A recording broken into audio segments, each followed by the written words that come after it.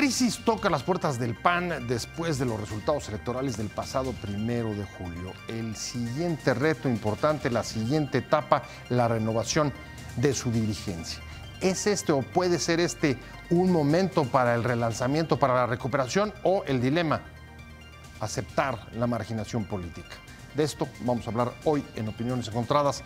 Vamos a tener aquí a Fernando Gutiérrez Rodríguez Doval y Fernando Dvorak. No se vaya, vamos a arrancar en un segundo. Soy José Buendía. Gracias por estar con nosotros en este programa en el que todas las ideas se pueden cuestionar siempre que se debatan. Si me acompaña, vamos a ver este reportaje de contexto. Le dejo mi Twitter, José Buendía MX, y arrancamos en un minuto más con nuestros invitados de hoy, con el debate sobre la renovación del PAN. El Partido Acción Nacional se dirige hacia la renovación de su liderazgo tras una de las peores derrotas en las urnas el pasado 1 de julio, a pesar de que se situó en el segundo lugar de la contienda, pero muy debajo de su desempeño en anteriores comicios. La candidatura presidencial de Ricardo Anaya y la apuesta que hizo de competir coaligado con el PRD y Movimiento Ciudadano en un frente común están en el centro de los reclamos al interior del partido, como demuestra la demanda de algunos notables de que la actual cúpula no participe con candidatos en el proceso de elección de la nueva dirigencia.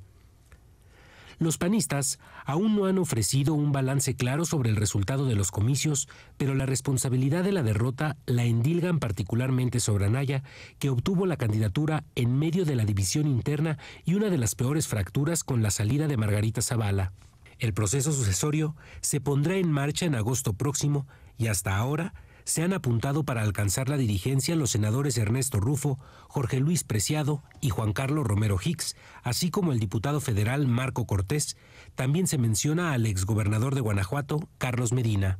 Damián Cepeda, presidente nacional en funciones, se separa del cargo a finales de agosto, la víspera de que arranque el Congreso para ocupar un escaño en el Senado de la República. De manera interina, la presidencia del Comité Ejecutivo Nacional recaerá en el actual secretario general, el exdiputado federal Marcelo Torres, quien junto con una comisión preparará la elección del nuevo dirigente con el voto de la militancia.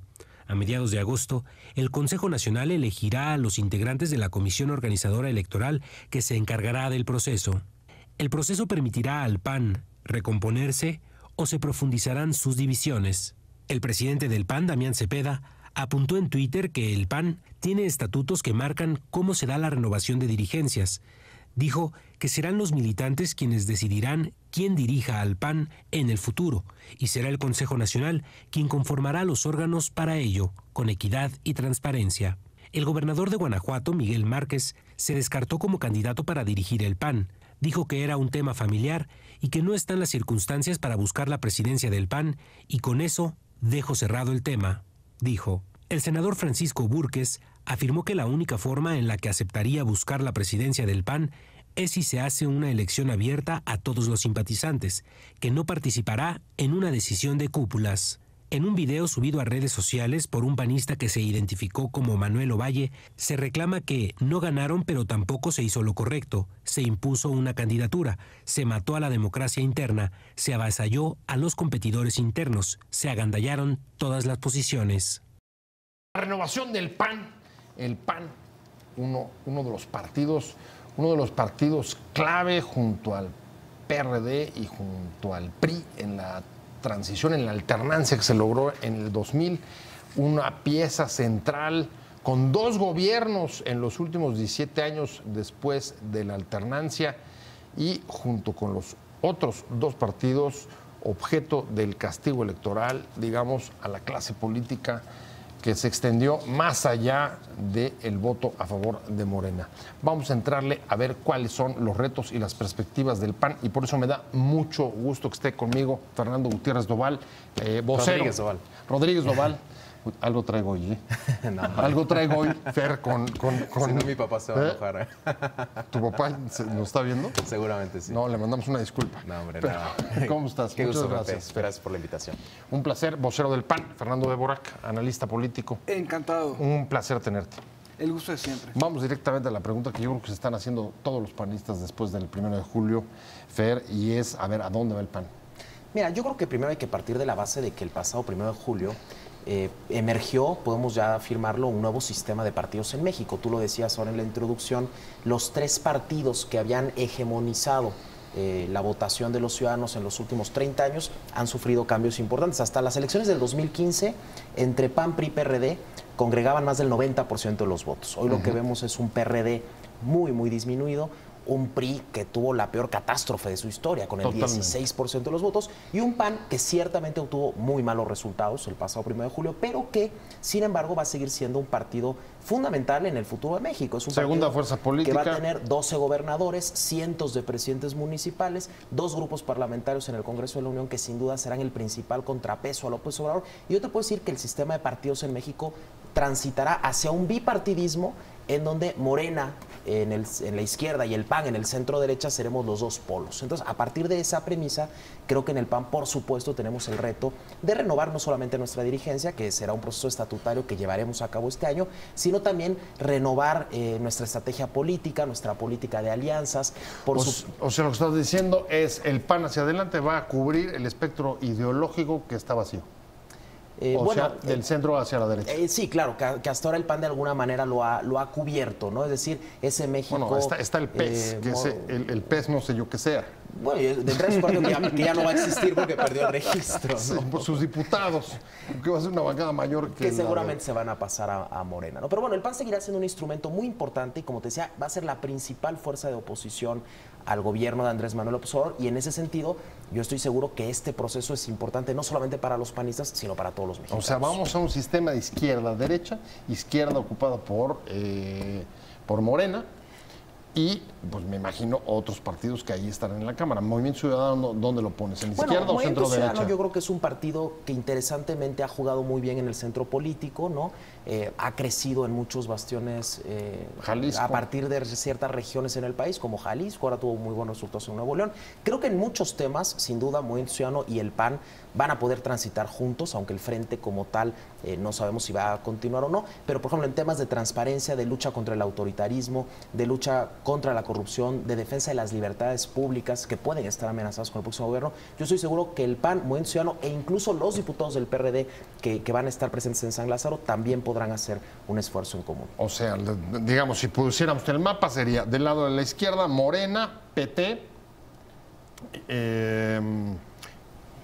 PRI, no sé, sí, alguna parte. Mira, yo el PRI no creo que vaya a subsistir, honestamente. Yo creo que el PRI, pero hoy, lo que hay hoy, lo que hoy quede está. del PRI se lo va a tragar Morena. Pero claro, también hay que hacer un análisis adicional.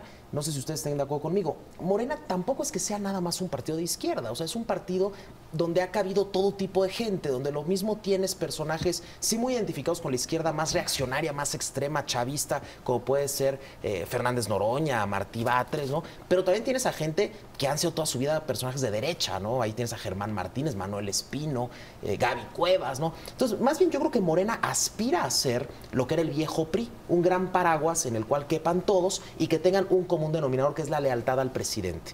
Eso es lo que va a buscar Morena, por eso para nosotros los panistas nos preocupa que podamos entrar a una reactivación del viejo sistema político mexicano. Y frente a esas intenciones, el PAN va a estar enfrente. Fernando, a ver, estoy viendo dos elementos que pone tu tocayo sobre la mesa. A ver, Morena, un poco que trata de representar a todos, una especie, me imagino, como de peronismo también. Sí, claro. Y por otro lado, ¿hacia dónde va el PAN? A ocupar el centro derecha, clara y directamente, que es el lugar que estaría, digamos, ahí vacío, porque hoy por hoy, a pesar de todo, Morena está concentrado, digamos, más bien en el lado izquierdo del espectro. Yo creo que ahorita es muy temprano para hablar de diagnósticos. Obviamente, creo que cualquier esfuerzo para reorientar el sistema de partidos, como se tenga que reorientar, especialmente para dar un contrapeso a Morena, es bienvenido y es urgente. Pero yo quisiera Pero el contrapaso tiene que ser por la derecha o va a ser por la izquierda. Yo creo que hay que ver una cosa. En primer lugar, redefinir qué vamos a entender por los partidos. Es decir, López Obrador es un político de una nueva ola de líderes personalistas que se han valido de varias cosas. Hay un libro muy interesante que se llama Sin Palabras, La muerte del lenguaje político, de Mark Thompson, ex editor de la BBC, y dice que políticos como López Obrador surgieron en primer lugar porque ya se perdieron los referentes de qué es izquierda y qué es derecha en los últimos 20 años. Obviamente hay que reorientar, que vamos a entender por estos parámetros. Y yo sí creo muy bien, como dice mi tocayo, en reorientarlos sobre libertades y un lenguaje de autoritarismo. Creo que esa va a ser la primera línea de defensa que podemos tener en la democracia frente a una persona que, como estamos viendo, se va a orientar. O sea, ¿la resistencia? Resistencia. ¿De eso estás hablando? Nos gusta o no ¿De la resistencia oposición. porque no, ¿sí? Sí, la oposición, al menos en los próximos 3 años, va a ser testimonial. Y si queremos reorientar... ¿Tú crees eso, Fer? ¿Que va a ser testimonial la oposición? El gobierno de López Obrador sí va a pretender tener una hegemonía total, no solamente en las cámaras, sino en la política, en el espacio público, en los medios de comunicación. Y frente a eso, claro, los que vamos a militar en la oposición, vamos a tener que ser muy creativos para que no nos reduzcan a la testimonialidad, que sin duda va a ser el objetivo del observador, no tenemos ninguna duda sobre ello. Pero, por supuesto, confiamos, y ahí va a estar el PAN defendiéndolo, tenemos un sistema político, un Estado de Derecho, unas garantías constitucionales que tenemos que fortalecer para evitar que esta llegada del López Obrador al poder, con tantos votos además, porque está legitimado democráticamente, se pueda traducir en cualquier intento de autoritarismo. A ver, pero entonces déjame cuadrar, a ver, las variables que ponen sobre la mesa con la renovación de la vigencia y el tipo de persona que necesitarían ahí poner. Uno, a ver, necesitan alguien que sea capaz de enfrentar al observador, necesitan alguien que sea capaz de encabezar, digamos, la resistencia que evite que se vayan a la marginalidad política, necesitan alguien que cubra el espectro de la, digamos, del centro derecha. ¿Qué es lo que necesita el PAN para saber qué figura necesita? Y hay un punto que tiene que tener algo claro. Ese líder tiene que representar algo en sí mismo tan intenso como lo representó en su momento López Obrador o lo sigue representando. Es decir, López Obrador es una persona que tardó 30 años en construir un personaje político. Es, en pocas palabras, el cumplimiento de la profecía del nacionalismo revolucionario, un líder bueno, providencial, desinteresado, que va a cambiar. ¿Qué profecía tendría que traer el líder del PAN? Algo tan intenso, decías tú. ¿Qué profecía? Mi apuesta es retomar algo que perdimos en los últimos 30 años. Perdimos en los últimos 30 años un discurso de qué país somos, perdimos un discurso de qué significa la apertura, un México abierto al mundo, un México demócrata. ¿Por qué? Porque en 30 años nadie se interesó en vencer al nacionalismo revolucionario.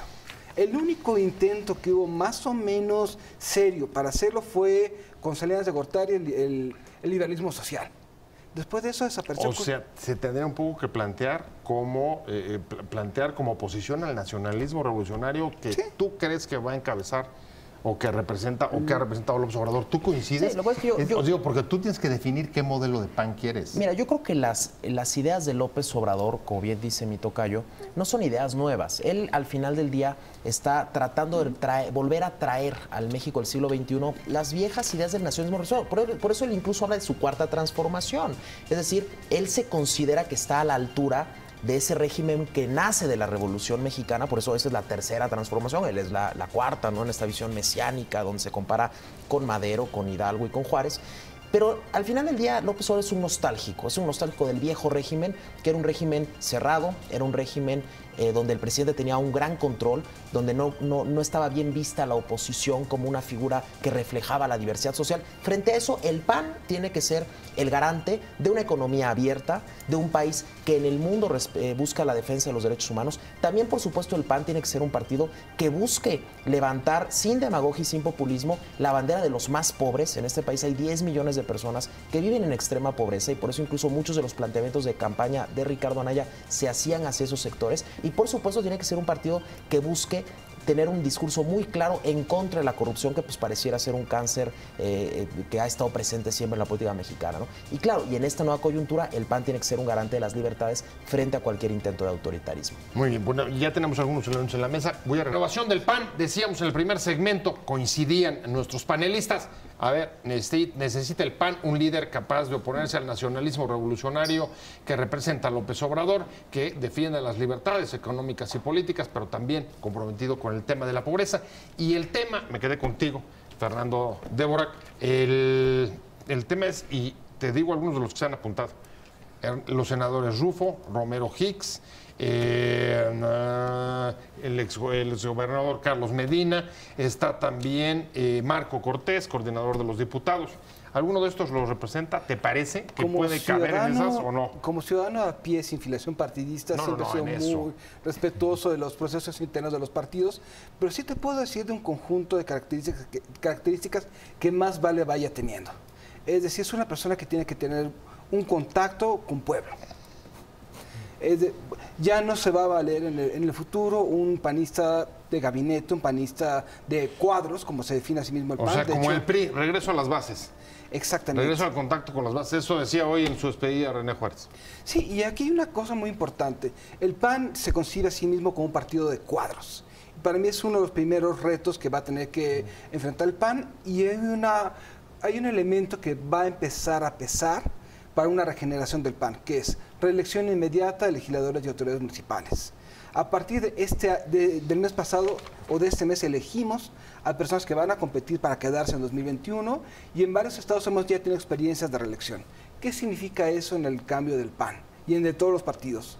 Personas que van a volver a sus distritos, van a tener sus propias bases, van a retar a los partidos, y eso puede llevar, esperemos que en el corto plazo, porque urge una oposición concisa, para formar no solamente el PAN, sino el sistema de partidos. Pero por lo pronto necesitamos a alguien que tenga al menos experiencia de gobierno clara, un cargo de elección popular directo, para mí eso es uno de los perfiles, y B, capacidad de comunicarse con masas. A ver, pues nada más te voy a decir, a ver, rápidamente.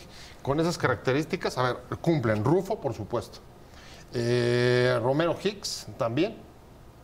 Carlos Medina también. Mira, yo creo que el PAN, ¿Marco Cortés llegó pluri o llegó mayoría? No, Marco Cortés tiene una trayectoria, ha sido varias veces legislador, senador, en Morelia, también fue candidato a alcalde. Mira, yo te diría que todos ellos, un poco en este perfil del que habla Fernando, ¿no? O sea, todos ellos tienen algo en común, y es que son parte de una generación del PAN que en los últimos años ha tenido que asumir responsabilidades muy importantes, tanto a nivel legislativo como a nivel de gobierno. El PAN lleva por lo menos 30 años gobernando estados muy importantes de este país, teniendo bancadas muy significativas en la Cámara de Diputados y en el Senado, teniendo también importantes responsabilidades de gobierno federal, ¿no? Y eso ha permitido que surjan cuadros, ¿no?, o personajes políticos dentro del partido que tienen trayectoria, que tienen conocimiento. Hombre, algunos tendrán más énfasis en la parte de trabajo social, otros tendrán más énfasis en la parte de trabajo partidista, otros tendrán más énfasis en el trabajo de gobierno. A ver, pero al mismo tiempo, Fer, lo que ha habido también es lo que hoy el propio Rufo critica del PAN, y dice, hay que separar las prácticas malsanas de confundir el partido y el gobierno, que sobre todo cuando ustedes estuvieron en el gobierno federal, pero también tienen 12 todavía estatales. Sí, yo creo que esa es una de las reflexiones que hay que hacer. O sea, este proceso de renovación del PAN no implica únicamente elegir a la nueva dirigencia, que por cierto no es nada más la dirigencia nacional, se renuevan todas las dirigencias estatales, sino que también hay que hacer una reflexión sobre temas como ese, ¿no? ¿Cómo debe ser la relación entre el partido y el gobierno? Que es un tema que el PAN no ha terminado de tener claro, y cuando fuimos gobierno federal nos faltó tener mayor claridad en ese sentido, ¿no? ¿Cómo va a ser, por ejemplo, la relación con el nuevo gobierno? La política de alianzas, ¿no? Que bueno, pues es un tema que se ha puesto sobre la mesa, frente sí, frente no. ¿Hay ya un diagnóstico o un balance de los resultados? Es algo que apenas se tendrá que hacer. De hecho, el día de este jueves está citada la Comisión Permanente del Partido. En el mes de agosto se va a reunir el Consejo Nacional y se van a tener que poner todas esas preguntas sobre la mesa, que son preguntas, insisto, que van incluso más allá de un solo perfil, porque el PAN tampoco ha sido nunca un partido caudillista, ¿no? Ha sido un partido que también le ha apostado una estrategia institucional de desarrollo político, y que en estas circunstancias tan complicadas, pues la tendrá que volver a diseñar. ¿Cómo la ves? ¿Puede relanzarse sin un diagnóstico y un balance claro de qué pasó ahí el primero? Es muy difícil que se logre, pero no solamente hablamos del diagnóstico. Yo creo que hay que pensar en una especie de cómo se van a organizar. Desde, como dije hace un momento, partido de cuadros, partido de masas, cómo se va a reorientar el discurso del PAN, y otra cosa muy importante, cómo construir el PAN como con un espíritu de cuerpo. Es decir, creo que cada cambio de dirigencia hemos visto acusaciones de que el dirigente saliente utiliza a los cargos del PAN como patrimonio personal, y cada nuevo grupo hace exactamente lo mismo. Es decir, que hay un conjunto de pertenencia, de cuerpo, de quiénes son, y una noción de que si a todos les va bien, va a haber más espacios para repartir. A ver, pero dices espíritu cuerpo, y justo de las principales críticas a Anaya ha sido justo que dividió al partido y que sufrió de las peores escisiones con la salida de Margarita Zavala. Bueno, no, el PAN ha tenido a lo largo de la historia escisiones Varias, muy sí. dolorosas, ¿no? Y que por supuesto en su momento la salida de Margarita fue una salida dolorosa, ¿no? Sin embargo, el partido, yo te puedo decir que a pesar de todo sigue siendo una institución muy sólida, muy cohesionada, ¿no? Incluso si nosotros vemos los resultados de esta dirigencia nacional, bueno, sí, en la elección presidencial no fueron los resultados que deseamos, desde luego, pero es una dirigencia que tomó al partido con 5 gobernadores y ahora tenemos 12, hemos duplicado prácticamente el número de presidencias municipales. O sea, yo te digo que un análisis debe de incluir todos esos elementos, ¿no?, para poder ser verdaderamente objetivo. Y en todo caso, yo creo que un reto que siempre va a tener el partido será el de la unidad, ¿no?, que es un poco lo que decía Fernando y coincido con él, ¿no? Y ahí ves posibilidades, hay factores reales de poder, como en todos los partidos. Un factor de poder, por supuesto, son los gobernadores que han ganado. Ahí está el caso de Guanajuato. Sin duda se sitúan como parte fuerte en este proceso de renovación, pero otra parte son, sin duda, pues los calderonistas, por obvias razones. ¿Hay posibilidades ahí de rearmar un pacto o eso no hay manera? No, yo diría que es sí. un asunto ya... No, yo diría que sí, que haciendo mucha política al interior del partido, sin duda se pueden integrar estas diferentes visiones. Y como decía también Fernando, yo creo que si todas esas visiones logran entender que hay un objetivo en común y que también hay un adversario en común muy fuerte, muy claro, muy nítido y muy amenazante, ¿no?, que se llama Andrés Manuel López Obrador. O sea, frente a esa realidad, el incentivo natural es tratar de buscar un acuerdo y yo confío en que así va a ser. O sea, el partido ha pasado por crisis muy dolorosas, pero al final el partido se ha mantenido unido, sigue siendo, yo creo, sin ninguna duda, que es el partido más institucionalizado de México, el que tiene las reglas más claras y va a cumplir 80 años siendo un actor fundamental en la historia reciente del país. ¿Cómo lo ves? ¿Tú ves esa posibilidad o fue tal el encono que se produjo con la decisión que restañar heridas y volver, digamos, lograr cohesión?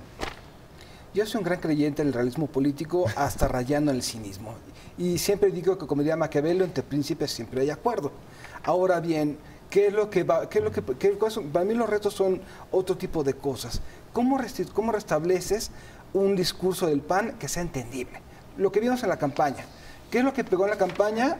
Vamos a acabar con el avión presidencial, que el presidente se va de Los Pinos, vamos a quitarle las pensiones a los expresidentes. Y obviamente, ¿qué tenemos del otro lado? Tenemos propuestas como gobierno de coalición que no solamente no tiene un fundamento claro en un sistema presidencial como lo estaban planteando, sino que tardaba 5 minutos en explicar qué significaba, y mal. Es decir, ¿quién tiene la capacidad ahorita para comunicar rápido, conciso, un mensaje? ¿Quién comunica bien en el PAN? No, yo creo que muchos comunican bien. Se está quejando Ahora, de tiene falta de razón en el sentido Ajá. de que un gran reto de todo partido como el PAN es un partido muy doctrinario en el sentido de que tiene una base programática, ideológica muy clara, quizás la más nítida de todo México, ¿no? ¿Cómo traduces eso en mensajes muy concretos de campaña que para el elector les sean atractivos? Lo hemos hecho muy bien en muchas ocasiones, en otras quizás no tan bien, presente porque no somos un partido que nada más apele a las emociones, como sí fue el caso de López Obrador. López Obrador tenía un conjunto de propuestas muy simplistas, algunas también de muy difícil realización, y lo veremos a partir del 1 de diciembre, pero que en su momento eran muy fáciles de explicar y pues mucha gente le creyó. Nosotros tenemos ese reto por delante de cómo una doctrina clara, precisa, ¿no?, en la cual creemos y con la cual estamos seguros simpatizan millones de mexicanos, cómo la traducimos en un lenguaje más coloquial y también en políticas públicas muy tangibles para los ciudadanos. Para poder convencer de entrada a los propios panistas, porque una de las grandes, digamos, demandas en este proceso de renovación es recuperar la democracia interna. No lo digo yo, son los propios panistas los que están haciendo o levantando esa bandera. Fernando Rodríguez Doval y con Fernando Débora, que me quedé contigo. Recuperar al PAN a través de recuperar la democracia interna. ¿Qué necesita el PAN para realmente recuperar la democracia interna? Conozco muy poco últimamente los procedimientos internos, pero creo que el primer tema es militantes. Es decir, ¿qué tan fácil va a ser un militante en el PAN?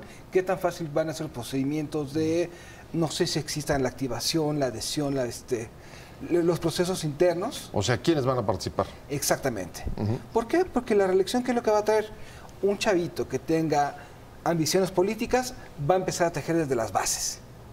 Y eso en 3 años va a implicar que todas las viejas familias que muchas veces están atrincheradas en comités distritales van a comenzar a desaparecer.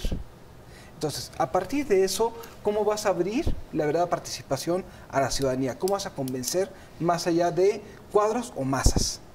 Segundo tema para mí, ¿cómo vas a abrir una doctrina a esa amplitud mayor de ciudadanos? Es decir, tienes un discurso muy bien hilvanado, un discurso muy bien hecho, coincido con mi tocayo, el más sólido del país en cuanto a partidos, pero obviamente no puede no ser lo más atractivo para ganar en un nuevo estado de competencia asientos. ¿Cómo vas a replantearlo?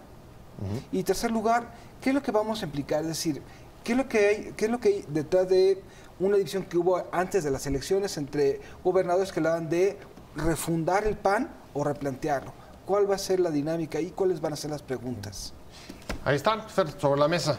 Militancia. ¿Cómo va a ser el proceso de elección? ¿Universal, abierto a la militancia, a los que estén en el padrón? Bueno, en el caso ¿Qué traen? La elección de dirigentes en el partido, desde la reforma estatutaria del año 2013, la llevan a cabo los militantes del partido. Antes era el Consejo Nacional. El Consejo Nacional es un órgano de 400 aproximadamente integrantes, que eran los que elegían al presidente nacional del partido. Ahora es toda la militancia. Yo creo que el partido siempre ha sido un partido muy democrático. O sea, desde que nació el partido se vio a sí mismo como un espacio de democracia frente al autoritarismo del entonces PNR, luego PRI, bueno, Revolución Mexicana y PRI. Sin embargo, también es cierto que la democracia en el PAN requiere perfeccionarse, requiere evitar caer en prácticas de clientelismo político, que también nos ha pasado. A ver, ¿no? están pidiendo dos cosas muy puntuales los panistas. Una, que la actual dirigencia no se presenten a los cargos.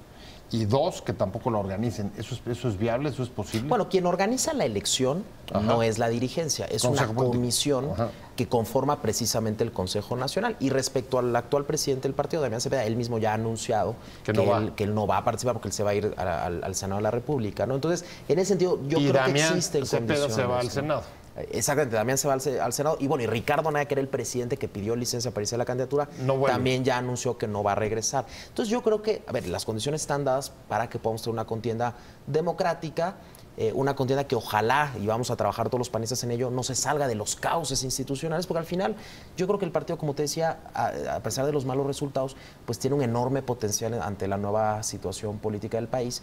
Y la mejor manera de afrontarla pues, es estar unidos, al menos en lo esencial, dentro de la pluralidad interna que es muy sana en cualquier partido político. Pluralidad de visiones ideológicas, organizacionales, regionales, en fin, los equipos naturales que se conforman en torno a los liderazgos, ¿no? Sin embargo, si el partido logra mantener una unidad, que esperemos que sí sea el caso, yo estoy seguro que el PAN va a ser el principal baluarte y el principal valladar frente a cualquier intento autoritario del próximo gobierno federal. ¿Cuánto tiempo tiene el PAN para, digamos, estar listo y presentarse como esa oposición que quiere ser frente al gobierno del López Obrador? ¿Tiene que resolver este asunto antes del 1 de julio o debe tomárselo tranquilo hasta lograr con toda serenidad al llegar, digamos, a las definiciones, algunas de las cuales hoy no parece tener? Yo creo que es en tres partes. De aquí a septiembre, que se instala el Congreso, un frente claro sobre qué van a hacer y qué no van a hacer. Y obviamente tiene que ver con revisar incluso muchas de sus propuestas de reforma constitucional. Por ejemplo, hace unos meses el tema de la eliminación del fuero se veía muy popular, pero como lo plantearon hace unos meses, implicaría regalarle a López Obrador el Congreso perdiendo toda autonomía. Segundo, y eso tiene que ver de aquí a septiembre, una agenda clara, tomando como base el proyecto de nación de López Obrador y qué proponen. No oponerse, proponer cosas claras y entendibles. Segundo estadio, de aquí a diciembre, proceso de renovación de dirigencias, y de aquí a, yo diría más tardar, el 1 de septiembre de 2020, un perfil de liderazgos claros a nivel local competitivos. O sea, ¿coincides con esas fechas? Sí, yo estás hablando que más o menos 2 años. No, a ver, lo que pasa es que o sea, el paso en el desierto, ¿cuánto tiempo lo ves? No, esperemos que no sea muy largo. Desde luego este año es fundamental. Siempre hay que caminar un poco el desierto, eso es y luego, por supuesto, vendrá una aduana muy importante que es el 2021, que es la elección federal, y además por el nuevo calendario electoral ese año se van a renovar, corrígeme, pero deben ser 12, 13, 14 gobernaturas. Y por supuesto va a ser muy importante que para entonces el PAN llegue en las condiciones de mayor competitividad y de mayor unidad. Bueno, yo me voy y quiero agradecer de verdad mucho que haya venido hoy conmigo aquí Fernando Rodríguez Doval, Ya, Gracias. ya a tu papá va a estar tranquilo, lo dijimos perfectamente. Muchas gracias, Fernando de Bora. Gracias a los dos, pero sobre Gracias todo a ti. a usted Gracias. por haber estado con nosotros en Opiniones Encontradas.